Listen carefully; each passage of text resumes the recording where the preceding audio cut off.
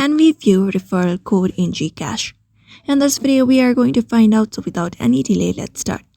For that, you may open up a GCash application and you should be finding this interface. Now from the given interface, you may head over to the profile icon in the bottom right corner. Go ahead and tap on it. After tapping on it, you may scroll down. And earlier, before the update of GCash, we used to find the option of viewing the referral code. So unfortunately, the latest update of GCash has removed the feature of viewing the referral code, so we cannot directly view it. But you can follow up the simple steps in order to view it somehow. So for that, you may open it with GCash, and once you are on your GCash, you should be going ahead and tap on send.